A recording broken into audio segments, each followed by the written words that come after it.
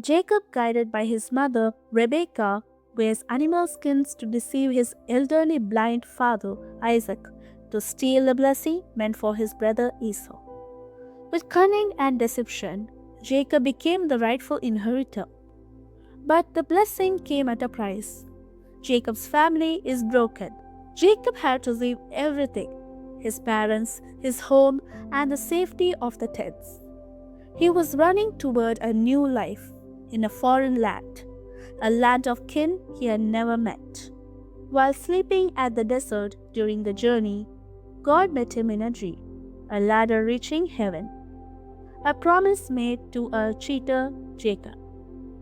After days of traveling from his home in Beersheba, Jacob arrived in the land of the east.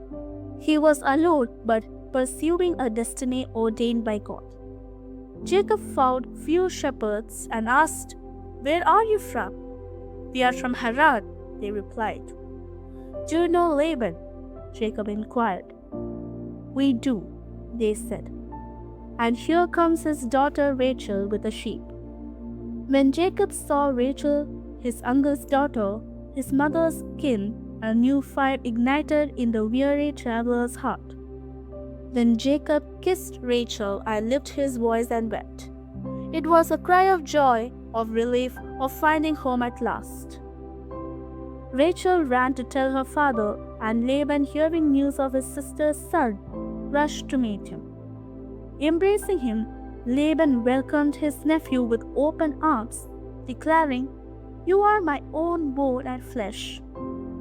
The wanderer had finally found a home. For a month, Jacob stayed and worked, but he loved Rachel, the beautiful, shapely daughter of Laban. He offered a bargain, 7 years of service for her hand in marriage. Jacob, working hard in the fields, looking at Rachel, 7 years passed in seconds.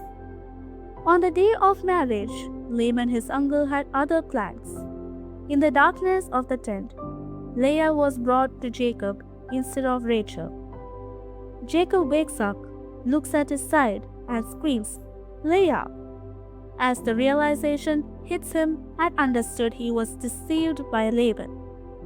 Jacob deceived his brother and father, but now he himself was deceived by Laban. "Why have you deceived me?" Jacob shouted at Laban.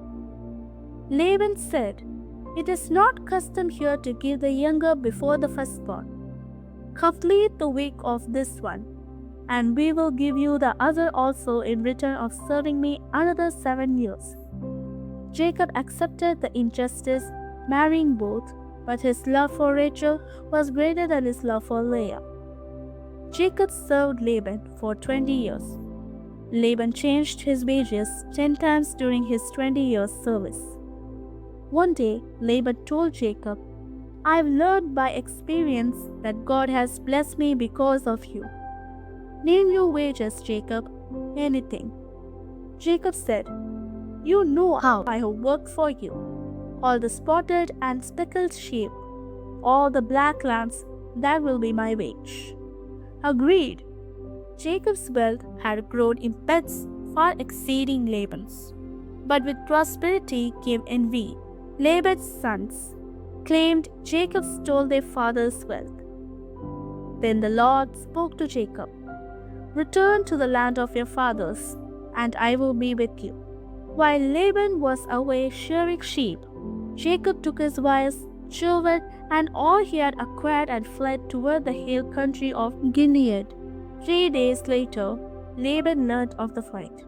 He pursued Jacob for 7 days, catching him in the mountains.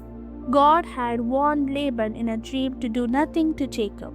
Jacob left not as a servant, but as a wealthy man blessed by God, returning to the land of his fathers. The moral of the story of Jacob is not about perfect people. It is about flawed man being transformed by grace, becoming the father of 12 tribes and the start of a new nation.